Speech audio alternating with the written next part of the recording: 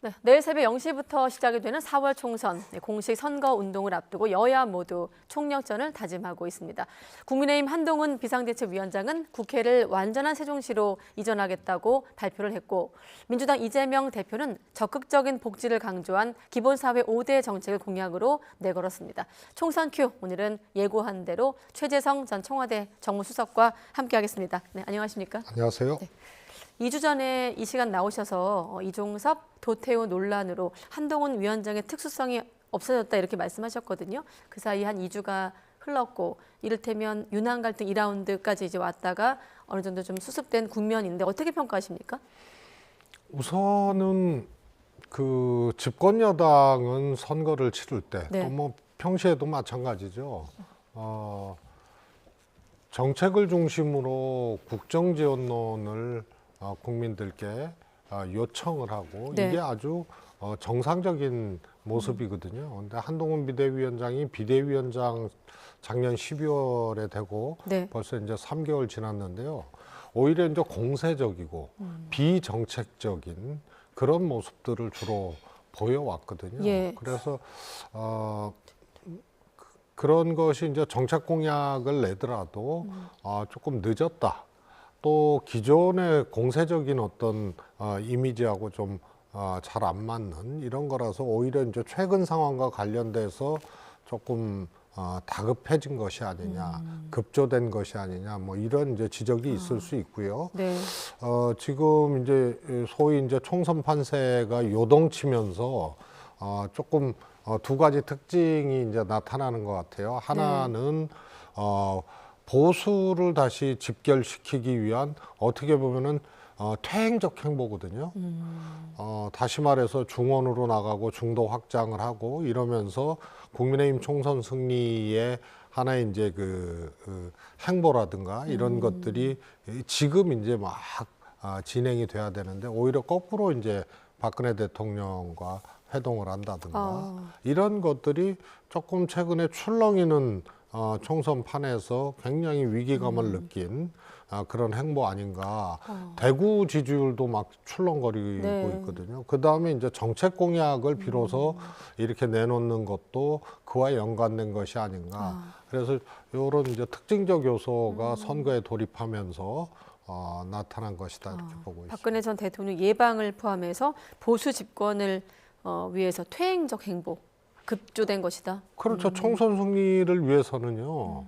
원래 이제 집토끼 단속을 하고 그 다음에 이제 확장적으로 유권자 공략을 해야 되는데 지금은 이제 총선 13일 남았단 말이에요. 내일이 이제 시작이니까. 그러면은 결국은 다시 보수 텃밭을 뭔가 다시 보듬어야 될, 집결시켜야 될 이유가 발생한 거죠. 그게 최근에 PK는 물론이고 TK 지지율도 굉장히 출렁이고 있는 이런 상황과 무관치 않다. 그러면 근본적 에너지를 상실하고 그 다음 중도 확장이라든가 중원 확장이 불가능한데 선거 스케줄로 봤을 때는 매우 늦은 거죠. 그만큼 이제 위기감을 반영한 이제 행보다. 그래서 조금 이렇게 퇴행적이고 궁예주책 같은 그런 총선 캠페인, 총선 동선 이런 것을 보이고 있다. 이렇게 궁여직책 같은 총선 행보다. 자, 그러면 이건 어떻습니까? 국회 완전한 세종시 이전, 뭐 충청 민심, 서울 표심까지 좀 공략하는 거다 이런 전략인데요, 대체적으로. 같은 맥락에서 보여줄 수 있는데요. 우선 이제 두 가지 장면이 있어요. 먼저 윤석열 대통령이 지난 대선 때 관련된 공약을 했거든요. 대통령 집무실, 그다음에 분원 성격이지만 세종의사당 이걸 빨리 추진하겠다. 근데 이게 조금 속도가 늦고 있어요. 그다음에 국무회의 매주 격주로 한 번씩 하겠다 그랬는데 이거 안 지켜지고 있거든요. 그다음에 또 하나는 민주당에서 완전 이전을 주장을 하고 추진을 했다가 국민의힘이 소위 말해서 반대했다 그래야죠. 그래서 사실 세종의사당이라는 분원 형태로 진행이 돼서 예정대로라면 2027년 완공인데 두 가지 문제가 발생을 합니다. 첫 번째로 국민의힘이 그 반대했던 논거 중에 하나가 이거는 사실상의 수도 이전과 같으니까 헌법 개정이 필요하다. 그래서 분원 형태로 새정의사당 이렇게 귀착이 됐던 건데 네. 그럼 이 문제 어떻게 할 것이냐?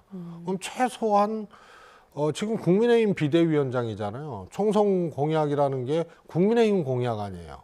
그러면은 이 문제에 대해서 한동훈 위원장이 먼저 짚어주고 이 최소한 이 문제를 해결하기 위해서 자신들이 주장했던 개헌 문제나 이런 등등을 해결하기 위해서 어떻게 해야 된다.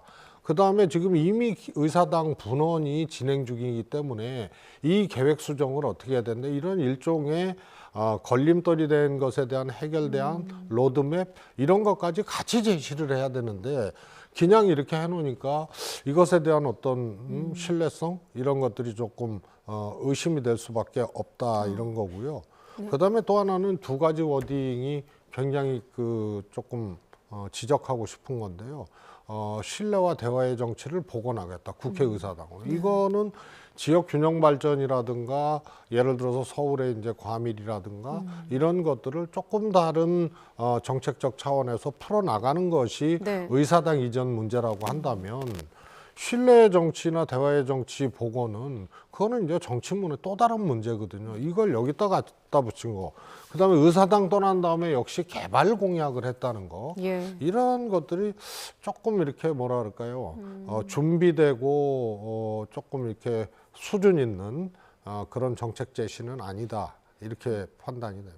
네, 지금 아까 말씀하셨다시피 수도권 후보는 물론이고 TK 안에서도 지금 용산 책임론이 터져 나올 만큼 여당의 어떤 위기론이 좀 번지고 있습니다. 그렇다 보니 또 한동훈 원톱 체제에 대한 또 한계론이 부상하고 있거든요. 여기에 인요한 전 혁신위원장 선임이 됐는데 비례위성 정당 선대위원장으로 효과가 좀 있을까요? 저는 첫 단추를 잘못 깼다고 이제 민주당은 쓰리톱 선대위원장, 네. 국민의힘은 한동훈 원톱 선대위원장 체제였잖아요. 그런데 한계가 있었거든요, 애당초. 정권 심판론 혹은 정권 교체론이 비등한 상황에서 대통령이 조금 빠지고 네. 대통령과 조금 함께 왔지만 결이 다른 한동훈 비대위원장 모습을 사실은 연출을 많이 했어요. 네. 그런데 원톱 선대위인데 소위 말해서 공동선대위 체제로 가야 검사 출신 대통령과 비대위원장 그런데 국민들의 비등한 정관심판론 이것을 보완할 수 있는 인물 그다음에 예를 들어서 유승민 의원처럼 네. 당내의 역학관계나 이런 데서 통합적으로 또 이 선대위를 끌어나가면서 효과를 볼 수 있는 인물 그래서 보완적 통합적 그다음에 전략적 선대위 구성이 돼야 되는데 네. 원톱 선대위는 그때 상황에서는 잘 나가던 때였어요. 지지율이라든가 총선 판세라든가 이런 것들이 그러니까 이런 것을 좀 숙고하지 못하고 굉장히 조금 뭐라 그럴까요 위기에 약하고 상황 관리가 어려운 그런 선대위를 출범시켰고 지금 그 상황에 맞닥뜨려 놓으니까 네. 뒤늦게 이제 인요한 선대위원장 그다음에 유승민 의원 필요성 거론 뭐 이런 것까지 나오게 돼서요. 제가 보기에는 첫 물꼬를 조금 잘못 잡았기 때문에 인요한 선대위원장, 위성정당 선대위원장의 등장으로 이런 것들이 새롭게 이렇게 개선되거나 극복되어지기는 저는 어렵다고. 그럼 이때 여쭤보려고 했는데 일각에서 제기되고 있는 유승민 전 의원의 역할론은 지금이라도 아까 첫 단추라고 말씀하셔서 지금이라도 단추를 다시 꿰 수 있을까요? 저는 유승민 의원이 이준석 신당에 합류하지 않겠다라고 했을 때 최소한 출마할 수 있는 그런 조치들을 해줬어야 된다고 보고요. 네. 그런 것을 하지 않은 상태에서 지금 선대위원장으로 결합한다. 물론 뭐 제안을 하면 유승민 의원이 어떻게 나올지는 모르겠으나 네. 우선은 그 생각도 없는 것 같아요. 그거는 유승민 의원이라는 정치적 존재가 적어도 윤석열 대통령부터 국민의힘 주류까지 소위 말해서 제거의 대상이지 네. 함께 조력할 수 있는 그런 파트너는 아니다. 이렇게 보여지고 있기 때문에 이런 위기 상황에서도 선을 긋고 있는 유승민 선대위원장에 대해서는 선을 긋고 있는 모습이죠. 네, 마침 YTN 또 여론조사 결과가 관련된 게 있습니다. 이를테면 용산발 리스크, 이종섭, 황상무 논란 관련해서 지지 정당의 결정을 좀 미쳤는가라는 설문조사 결과가 있는데 한번 좀 보여주시고 영향이 있었다, 그러니까 38%, 없었다, 52%로 나오고 있습니다. 다시 한번 정리해보면 아까 연장인데 여당 후보들은 특히 뭐 수도권을 중심으로 이종섭 대사 논란, 또 최근 대파 875원 논란, 또 의대 증원 이슈까지 포함해서 이걸 용산발 악재 이렇게 규정을 하고 있는데 이렇다 보니 TK 후보조차도 대통령이 좀 나서서 해명해야 되는 거 아닌가라는 목소리까지 나오고 있거든요. 우선은요. 네. 갑자기 견제론 정권 심판론이 등장한 게 아니잖아요. 사실은 역대 대통령 누구에게도 찾아볼 수 없는 낮은 지지율이 장기적으로 고착화돼 있는 그런 상황이잖아요. 네. 그러니까 어찌 보면은 윤석열 대통령 경우처럼 집권하자마자부터 견제론 이런 것들이 나온 것은 굉장히 이제 드문 경우거든요. 그래서 국민들 또 유권자의 의식 속에는 잠재돼 있는 거예요. 네. 정권 견제, 정권 심판이. 그런데 이것이 이제 총선 과정이라는 새로운 환경 속에서 민주당 공천 충돌도 있었고 이러면서 이 잠재돼 있는 것에 그야말로 이걸 끄집어낸 어떻게 보면은 이제 이 불씨를 살려버린 네. 그런 휘발성 있는 것이 이종섭 대사 임명과 황상무 수석 발언이거든요. 네. 핵할 발언. 그래서 그것이 기름을 분 거예요. 그러니까 저 수치는 굉장히 주목할 만한 것이 조금 유형은 다르지만 선거 때 지지 정당을 혹은 지지 후보를 바꿀 의향이 있느냐 그러면 이맘때쯤 되면은 그게 20% 넘기가 어려워요. 그런데 저런 현상 가지고 이종섭 대사 등의 문제를 가지고 38%가 자기가 이 생각과 입장을 바꿨다라고 한 거는 엄청난 수치거든요. 그래서 저것이 정권 심판론에 기름을 분 거다. 그런데 이런 겁니다. 네. 말실수라든가 혹은 후보를 잘못 공천해서 공천 취소를 한다든가 혹은 또 공천 과정에서 충돌이 발생했다든가 이런 네. 것은 사과하거나 후보를 사퇴시키거나 아니면은 공천 끝나고 후보 등록해서 총선 체제로 가게 되면 지나간 일이 돼버리는 건데 물론 그걸로도 유권자들 평가가 강력하게 내려지는 잣대가 될 수도 있습니다만 네. 그런데 정권 견제론, 정권 심판론은 그게 더 이것이 이제 불살라지고 더 타오르게 되면은 이거는 사과해서 될 일도 아니고 또 이것을 해법이 없는 거예요. 이미 국민의 생각 속에 그렇게 경험하고 잠재되고 이것이 분출됐기 때문에요. 그래서 굉장히 이제 저거는 어려운 거다. 정권 심판론이 타오르게 되면. 대통령이 지금 시점에서 어떤 설명을 하라는 요구가 있는데 필요하다고 보십니까? 필요하다면 실효성이 있을까요? 모든 게 이제 시기가 있는 건데요. 이제 지나가 버린 일이 된 거죠. 예를 들어서 원래 이제 정책은요, 또 대통령의 어떤 행위죠. 네. 이런 것은 사실 바꾸기가 어려워요. 대사를 임명했는데 대사 임명을 다시 철회를 한다? 그러면은 더 우스워지는 거거든요. 그래서 대통령의 결정, 판단, 언어, 행위들은 숙고의 과정을 거치고 검증의 과정을 거치고 때론 논쟁하고 이러면서 여러 가지 측면들을 고려해서 신중하게 해야 되는 건데 불가피한 측면이 있다고 그렇게 생각은 되지만 네. 대사 임명은 다른 거 다 떠나서 왜 그 최상병 사건의 핵심 피해자를 그것도 외교 최전선 대사로 임명했느냐 이거에 대해서 임명권자 대통령이 설명할 수도 없고 설명해도 납득이 안 가는 거고 이미 지나간 행위가 돼버린 거기 때문에 네. 저거는 번복하기 어렵다고 보고요. 그다음에 그것을 다시 설명하는 것이 지금 단계에서는 이미 뭐 대통령실 설명도 나왔고 다 나왔기 때문에 의미가 없다. 네. 그래서 참 양난이죠. 사과하고 혹은 처리할 수도 없는 거고 그렇다고 그냥 둘 수도 없는 거고. 네. 자, 국민의힘 일각에서 이렇게 위기의식을 키운 것은 아무래도 정치권 일각에서 범야권 200석 전망이 나오기 때문 아니겠습니까? 관련 발언들 한번 모아봤는데 잠깐 들어보겠습니다. 개헌까지도 가능하고 탄핵까지도 가능하고 대한민국의 헌법부터 현 정부까지 모든 것을 바꿀 수 있는 의석수가 200석이라고 생각합니다.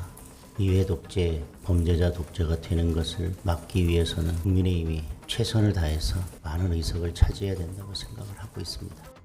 단순히 총선의 의석수를 예상하고 그렇게 충분히 우리가 된다라고 하는 것은 오만하게 비칠 수 있다고 생각합니다. 여러 가지 민생 개혁 입법들이 대통령에 의해서 거부권이 행사되고 국회로 다시 넘어와서 재의결되지 못하고 부결되는 상황을 보면서 민생 개혁 입법을 할 수 있는 의석수가 필요하지 않느냐. 200석이 갖고 있는 어떤 상징적 의미도 있지만 물리적인 또 숫자이기 때문 아니겠습니까? 설명 좀 해주시죠. 네. 이제 헌법으로 따지면은 이제 개헌선 또 소수당은 개헌저지선 네. 이렇게 되는 거고요. 근데 국민들에게 익숙한 장면이 대통령의 재의권 남발이 있었거든요. 네. 그래서 재의권에도 불구하고 제의를 해서 가결시키는 요것도 개헌선하고 일치를 하잖아요. 네. 그래서 이제 예를 들어서 뭐 특검으로 따지면 특검에 대해서 통과됐는데 제의했다. 그러면은 다시 제의를 해서 가결시켜서 통과시킬 수 있는 게 개헌선하고 똑같거든요. 네. 그래서 집권 여당이 어떻게 보면 개헌저지선, 특검저지선 이런 것을 지금 호소하게 되는 그런 상황까지 온 거죠. 장동혁 사무총장 멘트를 네. 봐도요. 그래서 그것이 갖고 있는 의미는 굉장히 폭발적인데 그렇게 가기는 어려울 거예요. 특정 정당이 뭐 200석을 한다거나 뭐 이런 것들은 어려운 상황이고. 범야권 200석은 어떻습니까? 저는 그것도 쉽지 않다고 봅니다. 그래도 아무리 정권 심판론이 이제 세도 적어도 TK, PK 기본적인 정치 구도 유권자 구도, 지역 구도가 있기 때문에 네. 제가 보기에는 200석, 범야권 200석 이런 것은 쉽지 않은 거다. 네, 알겠습니다.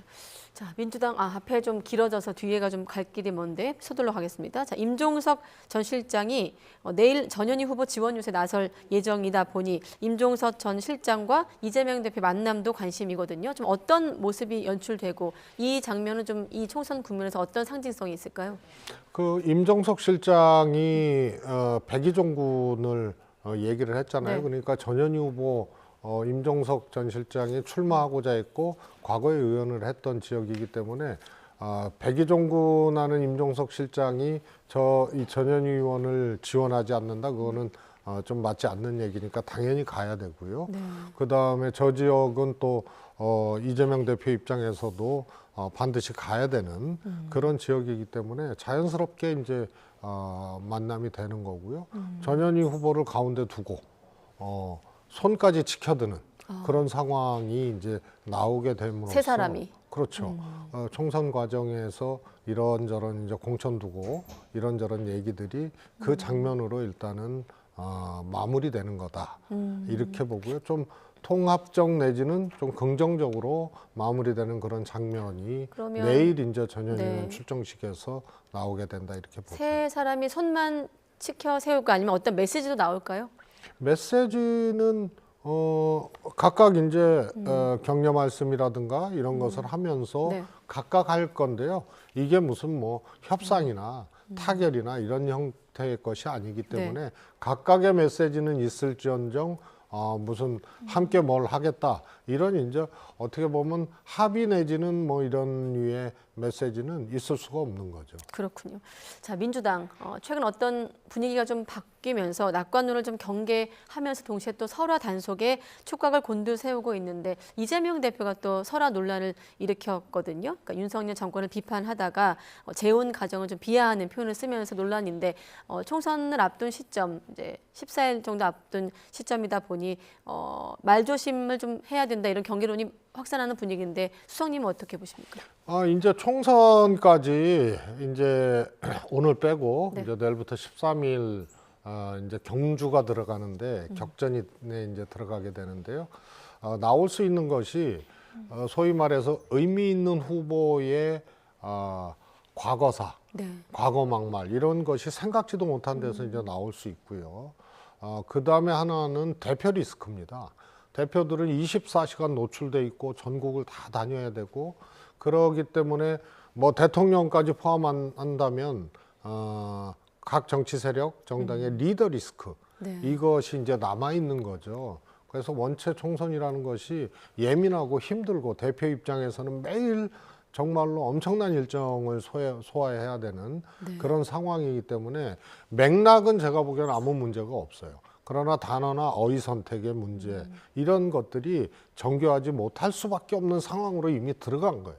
그래서 민주당 경우에는 공동선대위 체제에서 메시지 분담 같은 것을 좀 잘해서 이재명 대표의 부담을 조금 나누고 네. 그다음에 국힘은 뭐 잘 모르겠습니다만 그래서 지금은 대표 리스크가 앞으로 있을 수 있다.